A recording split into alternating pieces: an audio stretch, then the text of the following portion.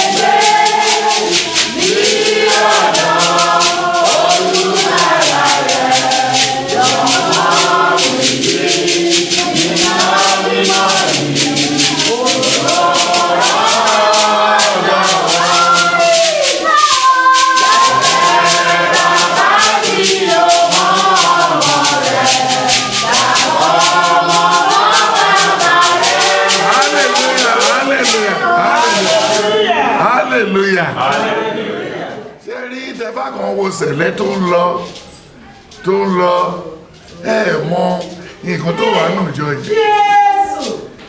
Àwọn Sanwó-Olú àti World Health Organization àtàwọn Buhari àti àwọn bẹ́ẹ̀ lọ wọ́n ní social distancing láìpẹ́ bàbá yìí ó mọ́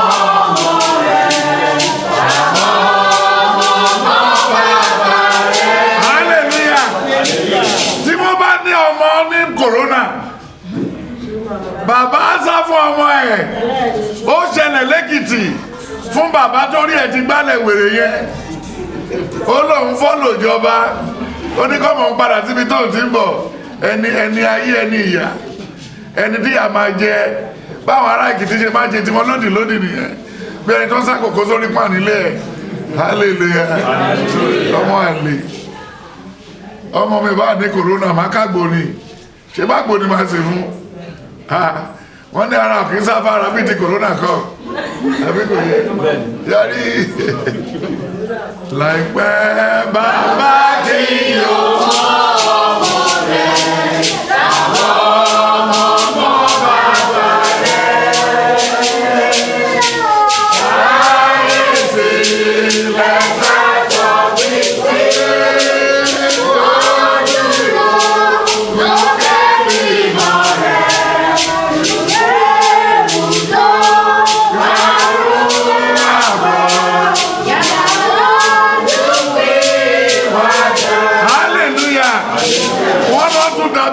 America àti Canada àti China tí corona bá ti pa èèyàn méjì wọ́n ní kàn pé ní 5,000 dẹ̀wọ́n dẹ̀ ní káwa máa jáde a máa wò lórí tẹ́lì bí òkú ṣe ń rise àwa máa kú lórí ìjókòó hallelujah ṣebí mo sọ fún yín ọmọ tó ń gbá bọ́ọ̀lù ní home side ó kán lẹ́sẹ̀ wọ́n gbé lọ sáláúsá wọ́n lọ tọ́jú ẹ̀ ní hospital nígbà tó máa discharge ẹ̀ wọ́n kọ corona receipt fún wọ́n dẹ̀ há díẹ̀ láìpẹ́ bàbá kí ọmọ rẹ̀ ọmọ bàbá rẹ̀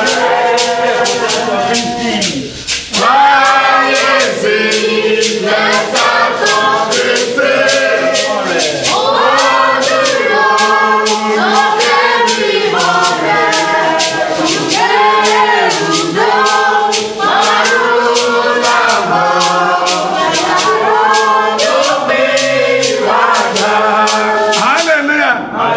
Jẹ́rú kẹrùdó náà dìde. Àwọn èèyàn bẹ̀rù corona ju Jésù lọ. People are afraid of corona more than Jesus Christ. Rùkèrúdò láti dé ó ti bọ̀. Sẹ̀lẹ̀ ló sọ bẹ́ẹ̀. Wọ́n ti rí ti pẹ́. Wọ́n jẹ́ gíní? Wọ́n ti rí ti pẹ́. Dẹ́nà ìṣẹ̀ wá dé sẹ̀lẹ̀ ń jalè.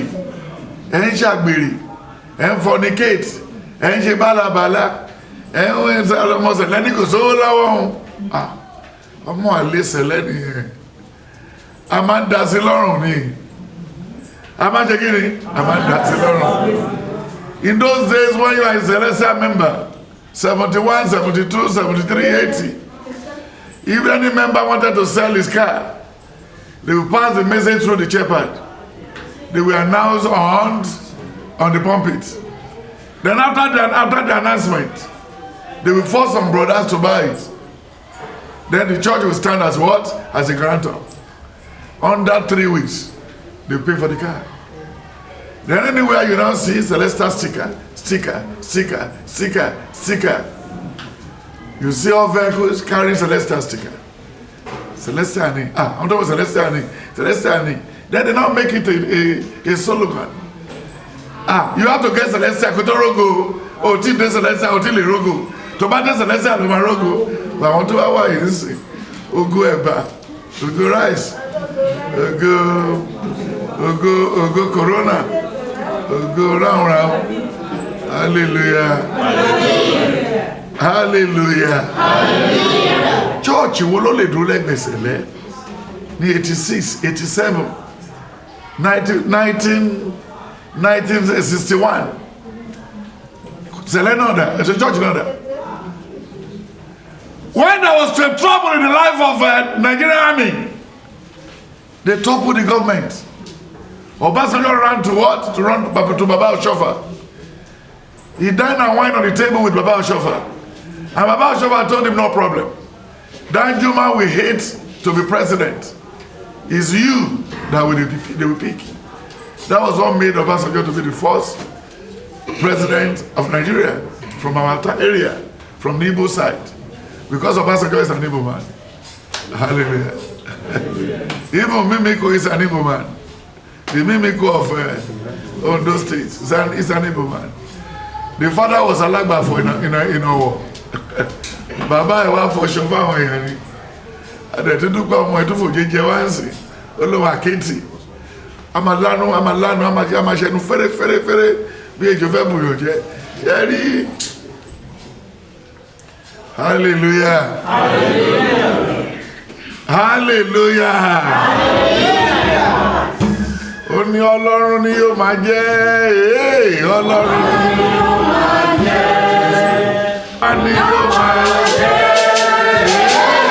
Ọlọ́run ni yóò máa jẹ́, Ọlọ́run ni yóò máa jẹ́, Ọlọ́run ni yóò máa jẹ́, ọba tí a pè ó fi hàn dáhùn, Jésù yóò máa jẹ́.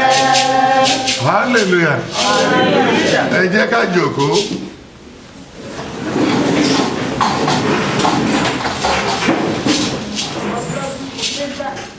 Hallelujah.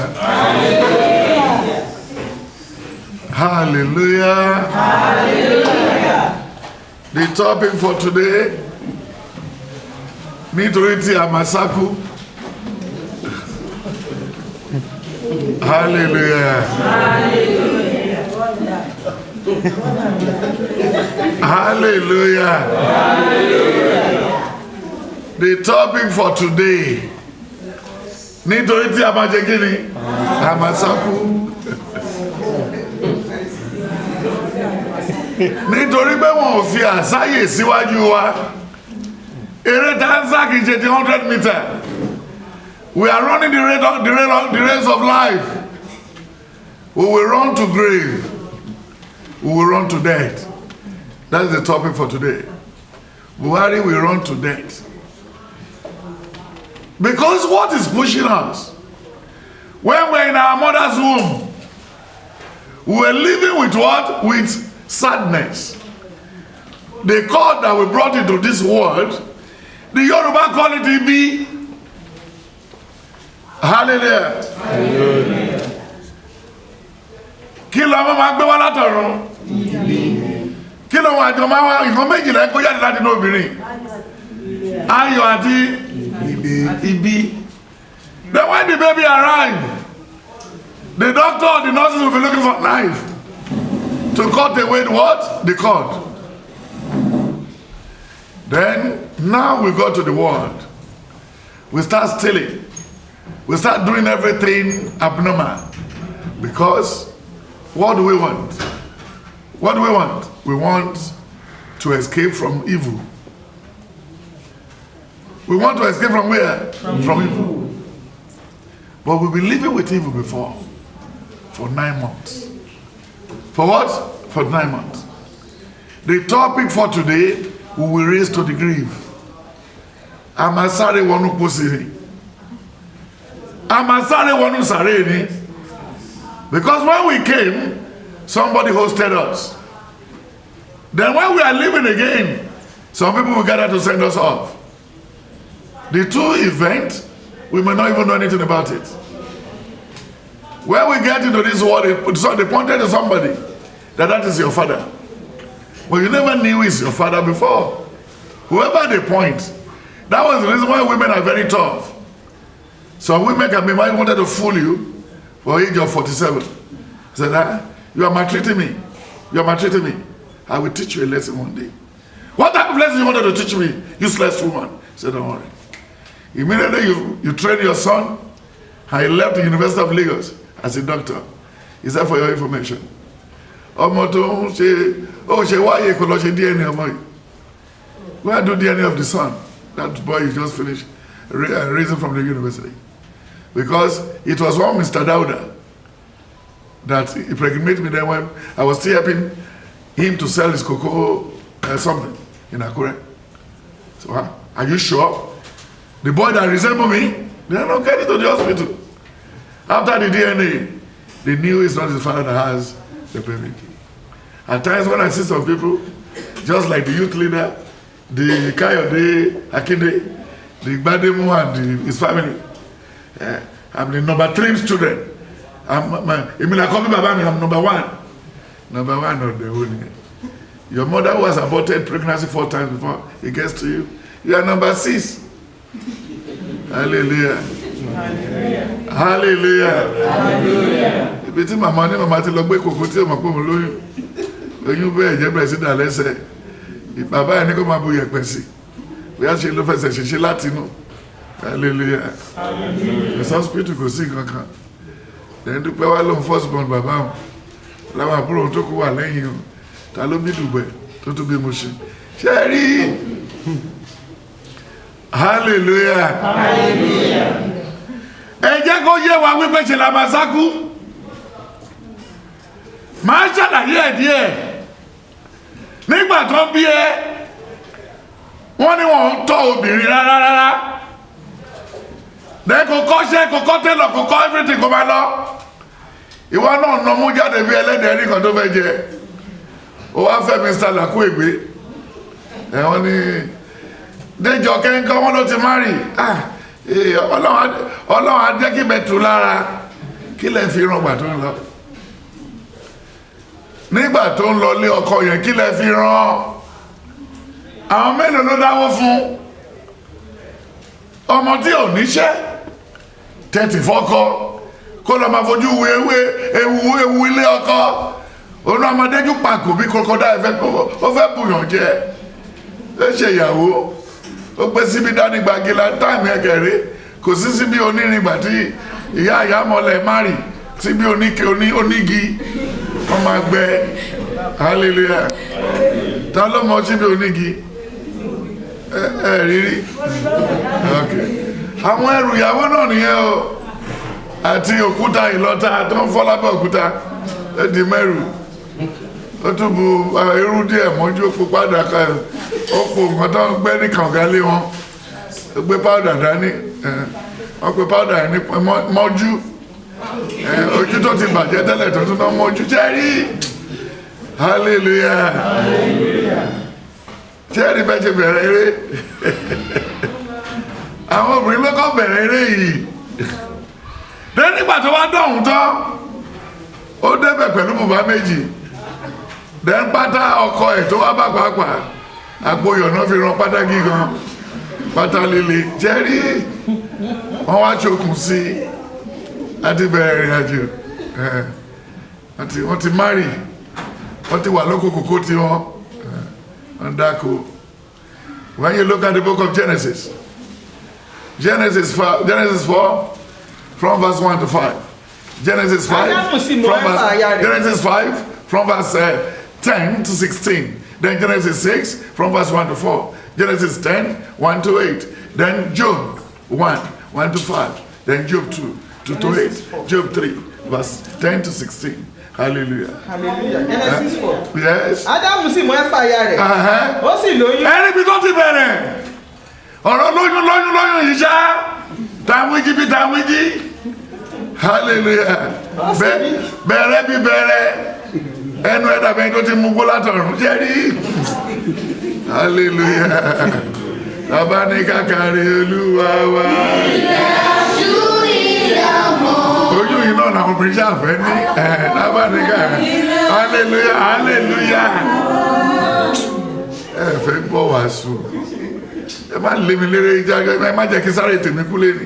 Jẹ́rí. Kò sẹ́ni tó yọ ọ́ lẹ̀. Ó sì bí Kéènì. Ó sì wí pé. Ó láyé pé Kéènì ara kí ló ká ọkọ̀ bẹ̀rẹ̀ láti ilẹ̀. Ádámù sì mú ẹ̀fà aya rẹ̀. Ó sì lóyún. Ó sì bí Kéènì. Ó sì wí pé. Mo rí ọkùnrin kan gbà lọ́wọ́ Olúwa. Hallelujah. Ẹ jọ níbo nílé wọn? Wọn ò dárúkọ street address. Wọn ò dárúkọ address ibi tí ẹ jọ. Nígbà tí àdúrà fẹ́ ìyàwó ẹ̀. Kí ló sọ fún ìyàwó ẹ̀? Ó lọ́wọ́ take care ẹ̀. Ṣé Ọlọ́run làdúrà? Ṣé youth leader làdúrà? Ìyàwó ẹ̀ lè má sí bí ká bá mọ̀rọ̀ tó pa fún. But Ọlọ́run gbogbo wa wọnúwọnú bọ̀ ti juwọ́ lókè ṣe rí. Because títí dàárọ̀ yìí sì ó ṣe tọ́jú ìyàwó ẹ̀ ṣáni. Òun fúnra ẹ̀ pàápàá ní ìdìtọ́jú. Hallelujah. Youth leader. Tó wá pé youth leader wà lọ́dọ̀ Buhari. Tó ń gbé lọ́dọ̀ Buhari ṣàbúrò Buhari. Ó ní ìdí kíni? Ó ní ìdí ìtọ́jú. Ṣùgbọ́n ó ti sáré tiẹ̀ jáde nítorí pé a ti fẹ́ lọ sákú. When you don't marry, look at it now, he said, àti ẹ̀mọye ọjọ́ tí Adam sọ wọ́n lé wọn jáde ní chapter 3. When you look at Genesis 3 from verse 11 to 16. Ó sì wí pé. Ta ni ó wí fún ọ pé ìwọ wà ní ìhò? Ìwọ á jẹ nínú igi. Nínú èyí tí mo pàṣẹ. Ibi tó ti bẹ̀rẹ̀ eré náà nìyẹn o. Lẹ́tà wọ́n jẹ̀ wá láhùn. Wéṣe náà bára wọn sùn. Eré bẹ̀rẹ̀. Láì tún ṣe lọ kábọ̀, wọ́n tún kó fíkì sí. Yẹ́rí fíkì tẹ́ ń ṣe lálàálẹ́ wọ̀nyí. Kì í ṣe nǹkan tó bá Ọlọ́run nínú mu. Túkà lọ sísàlẹ̀. Ó pẹ́ tí kófíkì ti wá. Tóbìnrin bá ti kó lọ tọkùnrin kófíkì bẹ̀rẹ̀. Hallelujah. Ó sì wí pé obìnrin tí ìwọ fi pẹ̀lú mi. Ó ní ó fún mi nínú èso igi náà. Yes. Èmi sì jẹ. Ó ní Ọlọ́run sì jẹ. Ibẹ̀ ni kófíkì ti bẹ̀rẹ̀. Wọ́n kàn fi 19 sí. Hallelujah. Ẹ padà lọ sí chapter 4. torí pé a máa sákú. Ádámù sì mọ Éfà aya rẹ̀, ó sì lóyún, ó sì bí Kénì, ó sì pé mo rí ọkùnrin kan gbà lọ́wọ́ Olúwa, ó sì bí Ébẹ́lì arákùnrin rẹ̀, Ébẹ́lì a sì máa ṣe olùṣọ́ àgùntàn, ṣùgbọ́n Kénì a máa ṣe aroko. Wọ́n lọ skul sá, wọ́n bẹ̀rẹ̀ eré tiwọn láti lẹ̀. Eré náà bẹ̀rẹ̀ yẹn o. Ó ní tó bá ti lè release ìyàwó mi, tẹ́ bá dé Èkó, máa dá ẹ lókun òwò. Nígbà tó máa fi dé Èkó lọ́jà wọn mọ̀ pé ọkọ tó ń fẹ́ security guard ni. Owó tó dẹ̀ ń gbà 10,000 kó tó sanwó bus cutter tó ń gbé kó tó san gbogbo ẹ̀. Nígbà tó ń bímọ kẹrin tán ló ṣe wá sí ṣọ́ọ̀bù. Nígbà tó wá sí ṣọ́ọ̀bù yẹn tán, wọ́n ta ráìsì ẹ̀wà àti kọrí àti irú.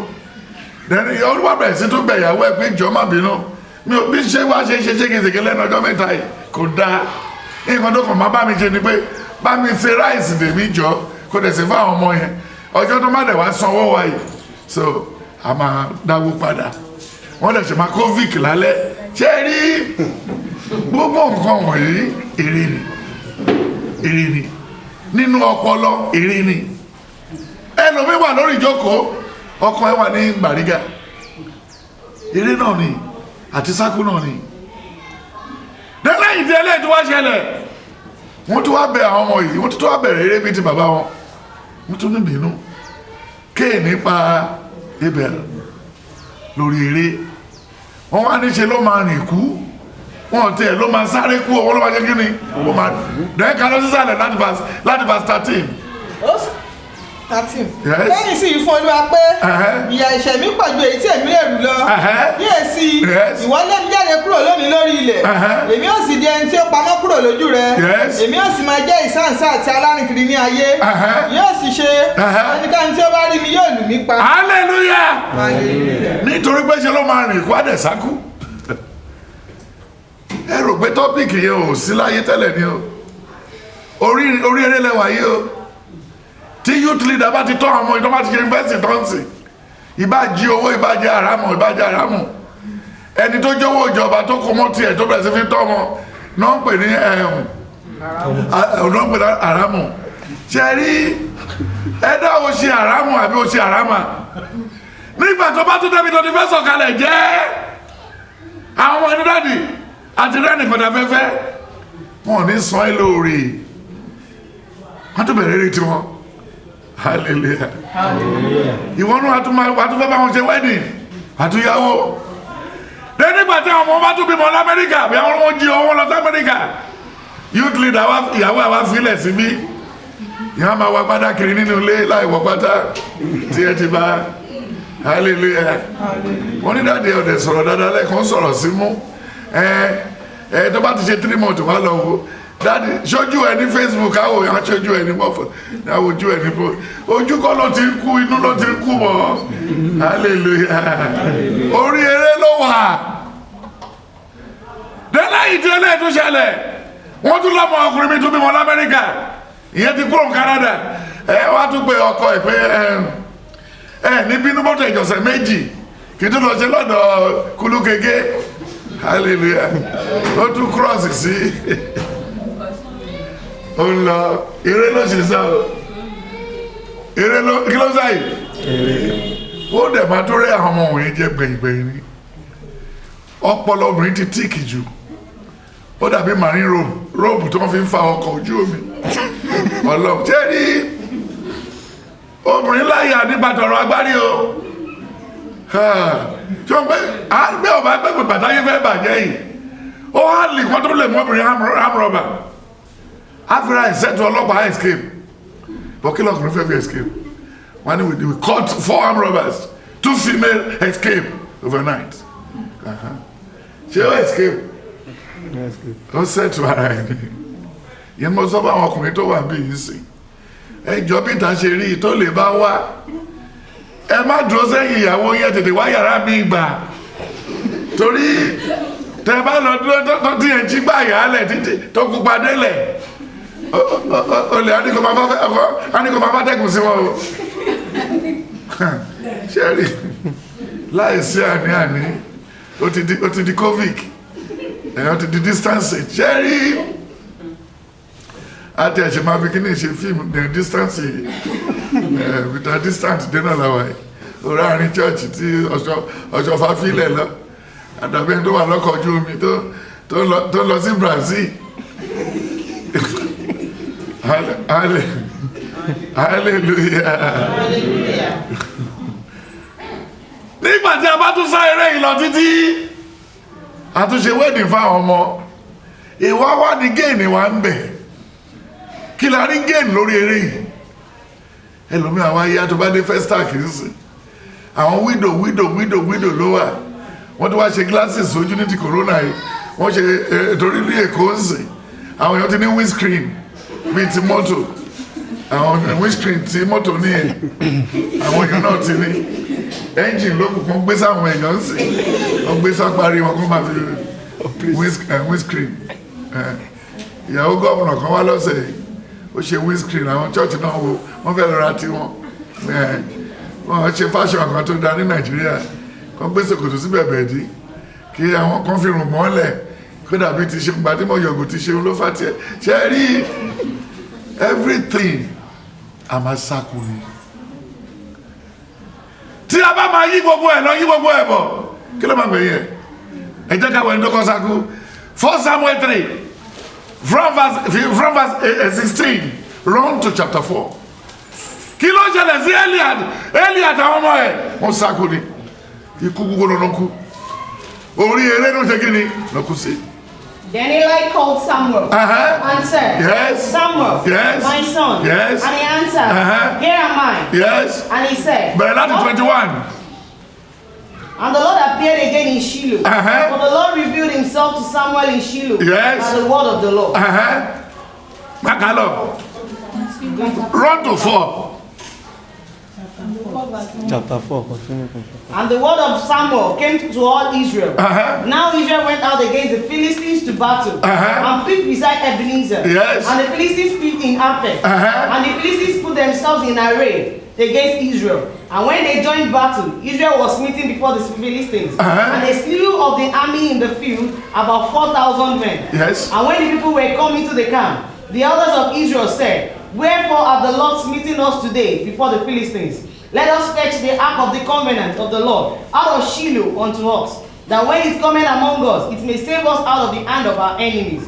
So the people sent to Shiloh, that they might bring from thence the ark of the covenant of the Lord of hosts, which dwelleth between cherubims, and the 2 sons of Eli, Hophni and Phinehas, were there with the ark of the covenant of God. And when the ark of the covenant of the Lord came into the camp, all Israel shouted with a great shout, so that a heart rang again. And when the Philistines heard the noise of the shout, they said, What meaneth the noise of this great shout in the camp of the Hebrews? And they understood that the ark of the Lord was come into the camp.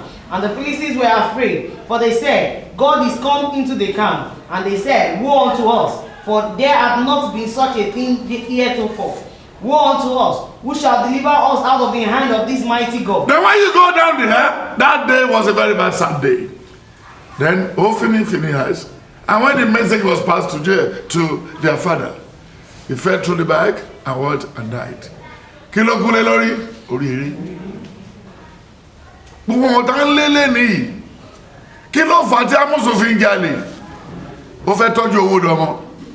Kí ló fà á tí àtàwọn olófin pariwo corona? Ó fẹ́ tọ́jú owó dọmọ. Kí ló fà á tí Tinubu fi gbé búlọ́fà káàkiri? Ó fẹ́ tọ́jú owó dọmọ. Kí ló fà á tí àwọn gọ́fìnà yìí fi ń jalè? Nítorí pé wọn ò mọ bọ́ọ̀lù àṣẹ máa rí. Ìyẹn lérè wọn fi pọ̀. Ẹ wo mágùn tó ń mú sìn. Ìmọ̀ ẹ̀ tó bá ti mọ nǹkan tó ń pè ní mágùn ní Yorùbá, ó yẹ kó lè mọ nǹkan tó máa gbẹ̀yìn mágùn. Hallelujah. Thunderbolt àti mágùn àti gbogbo ẹ̀ bákan náà. Ẹni tó bá lu mágùn, ikú òjijì ni. Nígbàdá tó gbówó wá sí kí a mágùn, owó lẹ ti lu mágùn. Hallelujah. Owó ló lu mágùn tí mágùn lu mágùn. Ṣé rí? Hallelujah. Ṣé owó wa ti lu mágùn? Ó ti lu mágùn. Owó ti lu mágùn. Owó wa ti lọ. Mágùn ti lu owó dẹ̀ lu mágùn. Ṣé rí? Ń ronú kan tí rò pé mo ń ṣeré ni. Ṣé bí wọ́n ti ṣe tribunal tó máa try mágùn? Ṣé mágùn lè jẹ́ oògùn mágùn wa? wọ́n láwọn méjì tilẹ̀kùn wọ́n lu mágùn ó dàbí bàbá Iléṣà ó lọ bá ìyàwó àbúrò ẹ̀sùn nígbà tí àbúrò ẹ̀ lọ sójú ogun kò mọ̀ pé mágùn wà lára ìyàwó àbúrò bí ó ṣe jábọ́ látòrí bẹ́ẹ̀dì tó máa tẹ́ láyé ọjọ́ àbẹ́ẹ̀dì ọmọlanke láyé àtijọ́ yẹn ó já látòkè àfi gbáà ló wá dirí bẹ́ẹ̀dì ẹ̀ mú ó lóun ní takẹ́ta ó lóun serious òun ní takẹ́ta òun fúnra ẹ̀ ló lóun serious o so nígbà tó bá di 10 minutes bó ṣe bì nìyẹn òun fúnra ẹ̀ kàn dákẹ́ oníṣó ẹ̀mẹ́ta ò míìn ẹ̀kan ti tó olódàpẹ́ mi ò máa bọ́ bẹ́ẹ̀ ṣe bọ́ ni hallelujah ẹ̀rẹ̀ tó rántí olè kan ní Kòròdú níbẹ̀rẹ̀ ọdún yìí tó lọ fọ́lé onílé orobìnrin bó ṣe sọ obìnrin ó ṣe ń wò lójú ló lè ti kẹ́rù tán ọ̀rẹ́dì tó ní kò ń kófíìkì ẹ̀ nígbà tó fi dán kófíìkì tán ó lè bọ́ọ̀lẹ̀ fúnra ẹ̀ obìnrin ẹ̀ jẹ̀ wá lọ pé ẹgbà wá kí ló ń gbogbo tó ń bọ́ ṣọ tó yẹ sọ pé kán gbà yín ọkùnrin ti kú tó wọ́n ṣe ń gbà ẹ́ bó lè ṣe kẹ́rù tó filẹ̀ nǹkan tó kó délé obìnrin ẹ̀ ń ṣe wọ́n rí gbà padà wọ́n kàn gbókù tó ń lọ fún káńsù rí wọ́n lọ ṣe DNA ART sí lára ṣé kí ló pa ẹ má gùn náà covid náà kò sí 19 nínú yẹn hallelujah the topic for today we will run to the casket we will raise to the casket bá a ṣe ń parí pẹ̀lú ọmọ kìíní látún bọ́ sórí ọmọ kejì bá a ṣe ń parí ilé kìíní látún kọ́ ti kejì bá a ṣe ń kọ́ lé kẹta láńkọ́ kẹrin bá a ṣe ń jẹ gbogbo ẹ̀ tí ikú wa fi dé tí ikú wa fi ṣe kiri alẹ́ ò dé hallelujah tó bá wọ àwọn obìnrin tó wà mí yìí sìn kò sí bí àdúrà ṣe lè sáré tó tí aṣọ ilé tó ti yàwó ẹ̀ torí tó bá dé láti ibi iṣẹ́ wọn kàn fi hàn ní pé ibi iṣẹ́ náà ti máa ṣọ ìwà lẹ́ẹ̀kan akànrà bọ̀ màmá sanwó ẹ̀ díẹ̀ wá ìyẹn lóṣù tó kọjá tó mú mi wá tó mú kẹta wá ó ti ṣé kò sí bẹ̀ tí ọkùnrin lè rán hallelujah ìyẹn ní ìwé tó bá ti ní sùtánà ṣé àmà ṣọ́ra nípa owó ẹ̀ ṣe ìwé owó àdúrà náà ṣe máa cross lọ school náà owó kì í rìn àpò náà fi sí nǹkan tó ẹ̀kọ́ sẹ́ni tó lè fọlọ́pàá mọ́wó torí owó kì í rìn wọ́n máa ń gbé owó ni owó dẹ̀ níyì gan láàrin gbogbo nǹkan tó lọ́run dá wọ́n ti lè fa gàrí ilẹ̀ kan tó lọ tẹ̀ bọ̀ tó owó òṣèlú wọn má bọ̀ wọ́n jẹ́ owó dẹ̀ máa ń bàyàn jẹ́ ṣé wọ́n kí bàyàn jẹ́ kí ló bá Abíọ́lá jẹ́ kí ló bá Àtíkù jẹ́ lẹ́yìn sí anything wọ́n ti dárúkọ Àtíkù fólè ń sìn náà wọ́n ti tún dárúkọ Àtíkù fólè kí la pè wọ́n tẹ́lẹ̀ kí náà jẹ̀dú dárúkọ fún sí kí náà dẹ̀ wá owó yìí náà ni hallelujah tó bá rìn tó ń ta léèsì àtàlé màgódò àtàbí ara àtà gbogbo ẹ̀ àti gbogbo ẹ̀ a ní business boom èlò ló lọ́nú ẹ̀ ó jà jórúkọ kiri àwọn tó gbélé wọn tàwọn kí ló ṣẹlẹ̀ sí wọn ìmí ní stroke ìmí ìkẹ́tì yàgbẹ́ sára ìmí ti de dáìpà bíi ti gọ́vnọ̀ Lagos State tẹ́lẹ̀ bíi ti Jákàndé ń domi lẹ́nu ó di dáìpà odidi ìró ọ̀pá aṣọ mẹ́fà ló fi ń di dáìpà ń sìn ó ti padà dọmọdé padà ó di dáìpà fún ìwà ìyà tó ń wù bàbá ayé tó wà ní 99 wọn ló lọ tọ́lẹ̀tì fúnra ẹ̀ àwọn Jákàndé tó kówó jẹ wọn run to death ó di dáìpà fún wọn ṣòkòtò wọn ti ń tóbi ju ti tẹ́lẹ̀ hallelujah kí náà bá débẹ̀ èrè náà bá débẹ̀ hallelujah when you look at the book of Exodus 14 ẹ wo àwọn eré wọ̀nyí Exodus 14 from verse 18 then verse 26 only pursue them and bring them back. Yes. Àwọn ará Egypt yóò sì mọ̀ pé èmi ni Olúwa. Yes. Ní ìgbà tí mo bá gba ògo lórí Fáráò. Lórí àwọn kẹ̀kẹ́ rẹ̀. Yes. Àti lórí àwọn ẹlẹ́ṣin rẹ̀. Yes. Áńgẹ́lì Ọlọ́run náà tí ó ṣáájú ogun Ísírẹ́lì. Ó sì ṣí lọ sẹ́yìn wọn. Yes. Ọ̀hún àwọn sọ́mọ sì ṣí kúrò níwájú wọn. Ó sì dúró lẹ́yìn wọn. Ó sì wá sí agbede méjì ogun àwọn ará Egypt. Yes. Àti ogun Ísírẹ́lì. Ó sì ṣe àwọn sọ́mọ. Yes. Tí ó kún fún òkùnkùn. Yes.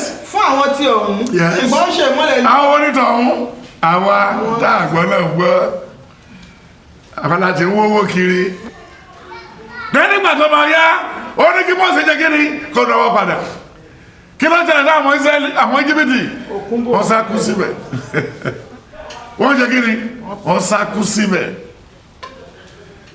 hallelujah jọ pé téèyàn bá ní girlfriend sí Abẹ́òkúta tó dẹ̀ ṣiṣẹ́ ní Yaba alábẹ́òkúta ò jìnnà Abẹ́òkúta ò jìnnà nígbà tá àgbà bóyá ṣe fẹ́ dúpẹ́ ibẹ̀ ò jìnnà ó ní gbòbí ní màní tó dúpẹ́ ti wá ìwọ lẹ́ṣà èmi tó bí lókìtì pa àárín méjìlá wa torí ó ń sá lé nǹkan kan ó ń lé kí ló ń lé ó ń lé ìyàwó wọ́n tó bá tún sọ ọ́n sí pé kí ló ṣe dúpẹ́ ṣe dáadáa a ní kò sẹ́ni bí dúpẹ́ irọ́ ní gbogbo ẹ̀ ó mú mọ́ra ni hallelujah hallelujah dẹ́kí làwọn méjèèjì wà lórí ẹ̀yìn sí ìrórí eré èèyàn méjì tó ń ta lúdò kí náà fi win eré náà ni ẹ̀yìn tó gba góòlù fún Nàìjíríà kí ló bá débẹ̀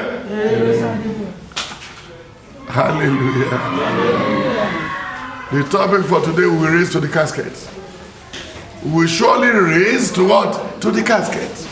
We run into it because tó lè búra wa ní sùúrù lọ́lọ́run. When you look at Exodus 23 verse 1 to 5, then when you look at the book of 2 Samuel 13, 2 Samuel 11, and then 2 Samuel 12. 23. Yes. Wọ́n kò gbọ́dọ̀ gbá ìyìn èké. Má ṣe ní ọwọ́ sí pẹ̀lú ènìyàn búburú láti ṣe ẹlẹ́rìí àìṣòdodo. Ìwọ kò gbọ́dọ̀ tọ̀ ọ̀pọ̀lọpọ̀ ènìyàn lẹ́yìn láti ṣe ibi. Ìkan tó mú wa sáré náà nìyẹn. Ìkan tó mú wa sáré náà nìyẹn. Bẹ́ẹ̀ ni ìwọ kò gbọ́dọ̀ sọ̀rọ̀ ní ọ̀ràn bí o tẹ̀ sí ọ̀pọ̀ ènìyàn láti yí ẹjọ́ po. Bẹ́ẹ̀ ni ìwọ kò gbọ́dọ̀ gbé tálákà ní ẹjọ́ rẹ̀. Bí ìwọ bá akọ màálù tàbí kẹ́tẹ́kẹ́tẹ́ ọ̀tá rẹ tí ó ṣìnà, bí ìwọ kò mú padà wá fún un ní tòótọ́.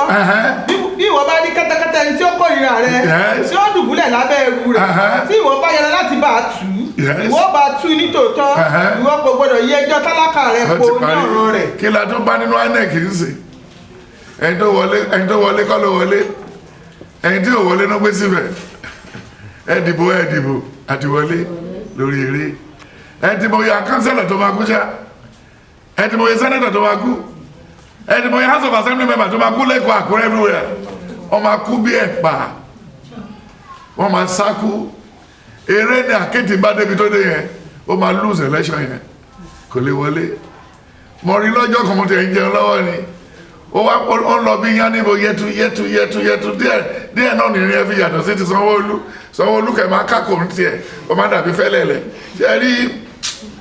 ṣe rí àwọn pípé nígbà mi ò tẹ̀ mọ̀ bí tẹ́sù ti ń recruit wọn recruitment yóò jẹ́ tèèyàn ọlọ́run gbọ́ yóò rámì èèyàn ọlọ́run lára wọn ó ń gbéraga ju tútọ̀ lọ ọmọ tó pè ní tútọ̀ bírèkì tó máa fi ń wá lè mọ̀ tútọ̀ ṣe rí hallelujah tó bá ti débẹ̀ nípa ọ̀nà ìbúrú the next thing godfatherism tí tó máa fi pojú ayé rẹ̀ àǹfààní wo ló wà fún ènìyàn tó jí owó tó kó lọ sí burial ground tó tójọ sínú pápá nínú casket tó ń sin bí ènìyàn dé gbogbo àwọn olówó wọ̀nyí láti sọ́lúdò táìmù sọ́lúdò sáàmù emir of Kano tó ń yọ gbogbo wọn gbé sọ́kàwé sílé wọ́n ti páìpù bọ́nú ẹ̀kátẹ́gùn máa fẹ́ sọ́wọ́ náà kó síbẹ̀ ní tó bá lọ kú ń kọ́ tó bá dé kò yí tó bá lè ranjú mọ́lẹ̀ dáadáa tójú ẹjọ́ bí ti Ògìdìmà àwọn mi máa ṣí ṣọ́ọ̀bù níbẹ̀ wọ́n la tó wẹ̀ owó náà jẹ́ kátẹ́gùn fẹ́ sí wọ́n tó sí yàrá ni àwọn àbùsàlá wọ́n tó sí yàrá ni àwọn Dájúmọ̀ wọ́n tó sí yàrá ni àwọn Buhari wọ́n máa tó sí yàrá gbẹ̀gbẹ̀ yìí àwọn Ọbásanjọ́ àwọn Àtíkù inú yàrá ni ẹnigbà tó wó lanà ní Ọbásanjọ́ farm àwọn Euro dá lanà hallelujah ṣí Ọbásanjọ́ mọ̀ pé ṣe lòun máa sákú ṣe bẹ́ẹ̀ rántí pé Fájẹ́mi Rọ́kò died in the toilet in Ivory Coast ó sì pẹ̀lú àwọn tó ń ṣe mítì yẹn kó tó rẹ̀ láti inú. dé nígbà tí àwọn ọmọ mi tọ́pẹ́ tó lọ sí lóyìnbó tó sá kúrò ń bì wọn ò jẹ́ ká gbádùn nígbà tí Abíọ́lá campaign. wọ́n á ní mọ́ mi tọ́pẹ́ ṣé bí nǹkan tó gbé kaná yìí máa jó. ó ní wá wo àwọn tó tẹ̀lé Abíọ́lá lẹ́yìn létí ọ̀sà láti tọ́pẹ́ Yorùbá ti débẹ̀. ìyá tọ́pẹ́ á ṣe mí láàánú fún ẹ nígbà tó bá gbókù Abíọ́lá wa. ó ní rọ́ọ̀nì òkè máa ti gbogbo téèyàn bá darí sílẹ̀ òkè darí síbẹ̀ ò máa ń dá dúró nìkan ni but wàá gbà. ókè o nígbà tí ọwọ́ mi ò gé mo fúnra mi lọ mo lọ yọ ráìsì mo bu tèmi mo kúrò ń bẹ̀ òun wo Abíọ́lá ní eréko àti ibi tó campaign náà. nígbà tó máa fi dé lóyún mọ́mọ́ ní wọ́n máa gbé fún wọn ni wọ́n sì máa gbé fún international community ìlú òyìnbó ọ̀rọ̀ lóyìnbó yàtọ̀ àwọn tó máa àwọn tó ń fẹ́ wá bá wa dá sí bí àbí wọ́n máa ti London wá bá wa dá sí àbí nígbà tó yá Abíọ́lá fún ara ẹ̀ pariwo they've arrest me on BBC they've arrest me àmọ́ lótọ́ gbàdọ̀ fúnra ẹ̀ tọ́gbọ́n ti arrest òun orí eré ló bá dàbújá orí eré náà nà pa sí àwọn Babangida àwọn Buhari gbogbo wọn ló ṣe mítì tó fi nà pa àtàwọn Ọbásanjọ́ wọn nà wọn ọbẹ mi nínú ẹ àtọdọjọ kejì wọn gbèdéko fàákú yàfún wèrè ní yàfún wèrè ní òdì wọn ní mọ́mí tọ́gbọ́ ẹ̀ ní wálé nítorí wọ́n fẹ́ sí brọ́dà yán ní wọ́n lọ ayé ò dá ẹ̀yìn ẹ̀dẹ̀ ọmọdé bá gégi nígbó àgbà wo bí tó máa wó sí ẹbí ẹ̀wọ̀ ló ṣe president rí máa wo bọ́n ṣe máa ṣe Tinubu sí wọ́n máa ṣe ní ṣíà wọ́n àwọn Ọ̀ṣímọ́lé was a tailor lásán bí ọmọ ní Ọ̀ṣímọ́lé ẹ̀wọ̀ bí tó lè gbédé ẹ̀wọ̀ bí tó sáré olè dé ó bí ọmọ tẹ bá dẹ̀ wá wọ Àtíkù kẹ̀nà àwọn nọ́ọ̀sì auxiliary nurse tó máa wọ egbò yẹn wọn l'Àtíkù kọ́ táwọn aráàlú ẹ̀ bá fi sí custom tó wá dúró wà lẹ́nu bodè tó ń jí ráìsì lọ sí kọ́ńtò ó sàn jí ráìsì ó dẹ̀ gbé portfolio dọ́là lọ fáwọn emir ó jà ń sẹ́ẹ̀tù wọn lẹ̀ ó fẹ́ di president ẹ wo bí tó parí ẹ̀ sí lórí eré náà ni o lórí kíni lórí eré ẹjọ́ tí wàásù yóò bá tẹ̀ ní ìkànṣe fún yín ta ló lè dá the last derica of rice kó gbé kaná sí kitchen kó lọ máa ta lúdò wọ́n lọ máa ṣe ìbẹ̀wò fún ní wait kàbí ebi alẹ́ máa pa ẹ́ tó bá jó life olúwa black hallelujah just like that hallelujah the topic for today we will run to the caskets. Don't mind the cheaters, death is awaiting them.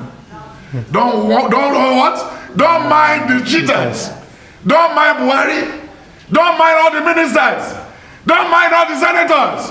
In the midst of the COVID, they were sharing jeep for senators and House of Assembly members. One point jeep to one. She said nothing in Debetele. She said nothing in Debetele. Pint allowance, wardrobe allowance, Amuri allowance, fila allowance, bata allowance, ọmọdé allowance, motor allowance, ilé gbígbé allowance. Ṣe bá wọn náà ni. Títí wọ́n bá ti pé ó parí. That was why he was doing that. Then tó bá dẹ̀ máa rí wọn. Tó bá máa bá ẹ sọ̀rọ̀. Your Excellency, ó lè ní gbẹ̀yìn ẹ̀. Jeremiah 7:4-10. Jeremiah 8 from verse 16, 17, 18, 19. Then Jeremiah 19, verse 10-15. Then Jeremiah 7, verse 21-23. Hallelujah. Hallelujah. Hallelujah. Hallelujah. Ẹ má ṣe gbẹ́kẹ̀lé ọ̀rọ̀ èké. Ẹ má ṣe gbẹ́kẹ̀lé ọ̀rọ̀ èké. Wípé tẹ́ḿpìlì Olúwa.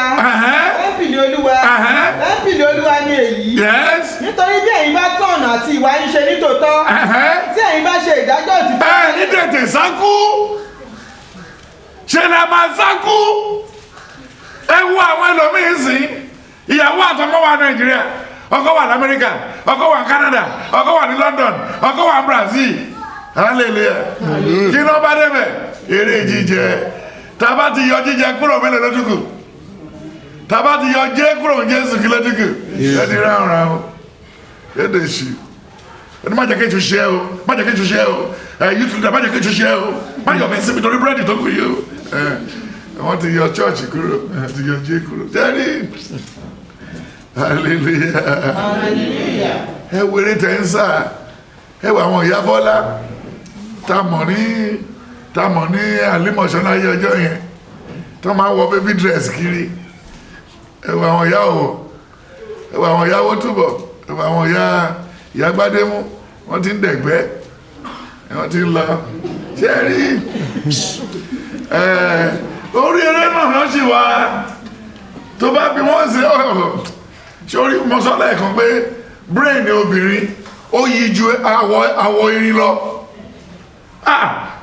obìnrin ní brain o tó bá gbá ẹdẹ dẹ́ǹtì á ní ìwọ mi ò fẹ́ tẹ́lẹ̀ jẹ́ ìwọ èmi sí wọ but tí o bá jẹ́ àwọn ọmọ mẹ́rẹ̀ẹ̀rin tí mo tọ́jú yìí tó bá ní kóbìnrin yẹn máa lọ á lóun ṣe làálàá lórí àwọn ọmọ dẹ́tọ́ náà bá dẹ̀ tó wá ṣe é sí táwọn ọmọ tẹ̀ kàwé tán tí wọ́n ti yunifásitì olúkúlùkù lọ káàkiri tó bá sọ pé madam Dúpẹ́ tí bóyè sọ pé ṣé wàá máa lọ sí ọlọ́run ní bá tiẹ̀ jẹ́ téèyàn bá ṣiṣẹ́ tó máa ń jèrè téèyàn bá ṣiṣẹ́ tó máa ń jèrè èrè wo ló tún jẹ ẹ lọ máa bá wọn lọ́hùn-ún ṣé báwọn ọmọ yìí ládírẹ́sì hallelujah ọ̀tí tó ń bàjẹ́ wá ti páìpù bọ abẹ́ wọn kú tó fi ń tọ̀ ìgbà yìí náà jẹ̀ máa wá lọ jòkó tọ́ ọmọ ọkùnrin ti ní cataract nìyẹn ẹ ti gbogbo ìrìn àjò ó ti fẹ́ pojú dé lérí abẹ́ so àwọn ṣe kátàtà òkú tó máa fi fa á dúró sí tọ́lẹ̀tì títí bí 2 hours àrítọ̀ ìdérí bí àtọ̀ àwọn tó lóòdù ẹ̀ tó fi dí wọ́n ti lọ wọ́n lọ tọ́jú ọmọ àní jẹ́jẹ́ àmà wọ́wọ́ kẹlẹ̀ wá ọ̀pẹ́rẹ́tì dáadé yìí láti wá dàdù búlẹ̀ wọ́n máa láfúrọ́ ẹ̀ àwọn tó lù pàkẹ́tì lọ wọ́n dé fìlà mórí bí jebeleje ṣé rí ó wà òkè gbogbo ọ̀nà la máa kàbùkù ṣé rí bí èmi ṣe ń sọ yìí ẹ kàn rí pé bí àwọn kan ń sọ ṣé ọ̀rọ̀ yẹn mọ́ sọ fún yìí orí eré lẹ̀wà ẹ̀ ti wà ń sẹ́tì wọ́n ti sẹ́ẹ̀tì yàn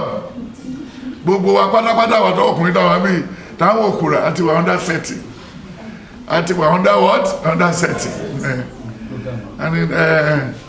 program tó dẹ̀ fi sí wa lórí kẹ̀kẹ́ ká má lè pẹ́ ni torí ìyá tíṣà nìkan la máa ń rí bàbá tíṣà ò kí ń pẹ́ tó wá pé dáàdi ẹ̀ wà láyé dáàdi ẹ̀ fi kí èèyàn bẹ́ẹ̀ ọ̀kadà lókùn kú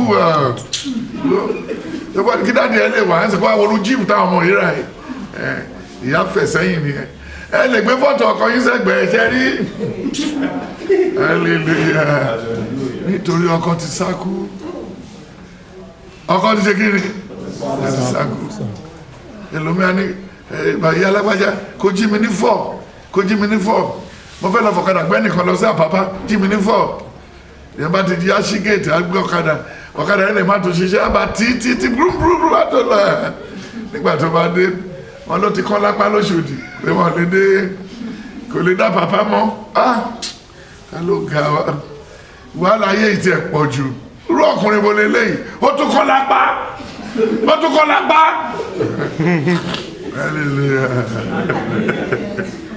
kí ló bá débẹ̀ hallelujah gbọ́ ìwọ ilẹ̀ wo èmi ò mú ibi wá sí orí ènìyàn yìí àní èso ìró inú wọn nítorí wọn kò fi etí sí ọ̀rọ̀ mi àti òfin mi ni wọ́n kọ̀ sílẹ̀ èrè wo ni ó wà fún mi nínú tùràrí láti ṣe bà wá àti èésú dáradára láti ilẹ̀ tí ó jìnà wá ọrẹ sísun yín kò ṣe ní dúdùn mi ẹbọ jíjẹ yín kò wù mí nítorí náà báyìí ni Olúwa wí sáà wò èmi ò fi ohun ìdìgbòlù síwájú àwọn ènìyàn yìí tí bàbá àti àwọn ọmọ yóò jùmọ̀ ṣubú lù wọ́n. hallelujah nítorí pé àti gbàgbé Deuteronomy 28 ni 1-4 ó ní yóò ṣiṣẹ́ tí àwọn bá fara balẹ̀ gbọ́n Olúwa Ọlọ́run wa eré wa ìbá má tó yìí rárá èló ni àwọn ṣì fi ra tíkẹ́ẹ̀tì lọ sí Amẹ́ríkà ọmọ 5 ìyàwó kan àti bàbá èló lówó yẹn 500,000 ọmọ méje lónìí yẹn adẹ̀kọ́lé tíkẹ́ẹ̀tì lọ́wọ́ lọ́jọ́ kan náà ìjọta ló lọ́pọ̀lọ́ nínú ẹbí wọn tó lè wà advice wọn kí ló fẹ́ lọ jẹ lọ́hùn tọ́kì àti kọrin níbi tí àwọn ọmọ òyìnbó rìn sí wọ́n tún wọ́ọ̀kì mọ́ gbàdọ́ bá tún yá wọ́n tún máa wọ́ọ̀kì yá wọn bí ajá tó wá pé ìyá ayé wà mísà àti bàbá ayé wọ́n lè máa wọ́ọ̀kì mọ́ Ìdòwú máa wọ́ọ̀kì bàbá káàkiri bàbá ọmọ mi tó fẹ́ tẹ̀sí Ìdòwú ti tún mọ̀ ju bàbá ayé ṣé rí orí eré yìí náà ni.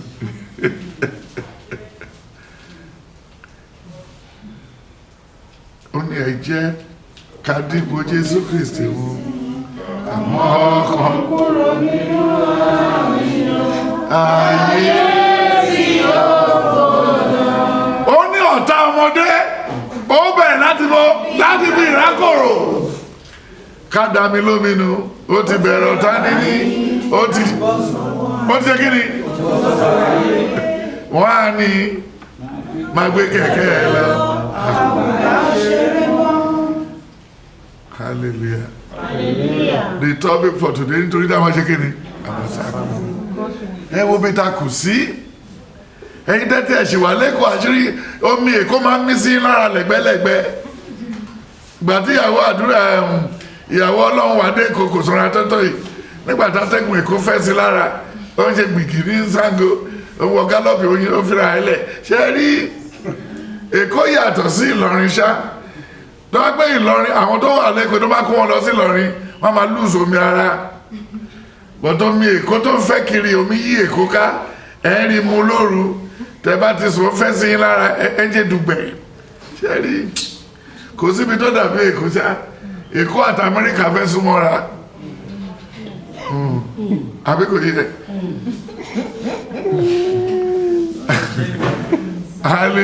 Hallelujah. Out of the Apostle 9 from verse 25. Only I will obtain a letter and go to what? To Damascus. Only nígbà tó ń sáré ìlọ lọ́nà kí ló ṣẹlẹ̀? And Saul, yet breathing out threatenings, yes, and slaughter against the disciples of the Lord, went unto the high priest, yes, and desired of him letters to Damascus, to the synagogue, yes, that if he found any of this way, whether they were men or women, he might bring them bound unto Jerusalem. And as he journeyed, he came near Damascus, yes, and suddenly there shined round about him a light from heaven, and he fell to the earth. And I heard a voice saying unto him, Saul, Saul, why persecutest thou me? Hallelujah. Àwọn tó l'accident nínú mọ́tò wọn kí ní wọ́n bá débi tó ti l'accident. Afẹ́ tètè débẹ̀, wọ́n dẹ̀ wá débẹ̀. Ibi mẹ́ta ni driver tó bá ń sáré dáadáa ní mọ́tò ti lè jẹun. Ibi mẹ́ta tó authentic, mortuary. Kó jẹ ice block kó dì mọ́ lẹ́yìn gbàgbàgbàgbà kó rọjú mọ́lẹ̀ nínú ice kó máa wòdò kò ní lè tẹ bírèkì mọ́ kò ní lè tẹ kankan afààyè ilẹ̀ fún wọn tẹ̀ sínú tray a máa wọ ọrùn a máa fọkàn kásá 121 àgbójú ẹ̀ sórí òkè wọn ni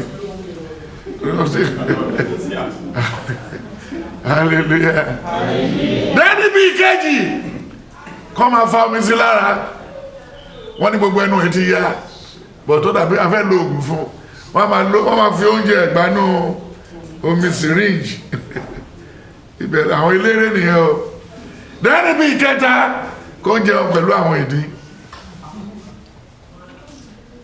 torí tó bá lè ní sùúrù ọ̀rọ̀ dípò ti fẹsẹ̀ rìn rí wọ́n dẹ̀ ti gbé ẹsẹ̀ yìn rí wọ́n ti gbé ẹpọ̀n rí ẹ̀dẹ̀ débi tẹ́ ẹ lọ dẹ̀wọ́n dẹ̀ tí wọ́n ti gbé kẹ̀kẹ́ síwájú ẹ̀rí tó ń tì lọ tó ṣe takótakó tó ẹlẹ́sẹ̀ mẹ́ta làwọn youth leader ṣe pé wọ́n ti ọmọláńkì kẹ̀kẹ́ kékeré ṣé wọ́n ra wọ́kà fún ṣé ìyá youth leader amọ̀kan tó ń pè ní wọ́kà àbí kápẹ́ntà ló bá wọn kàn ṣé rí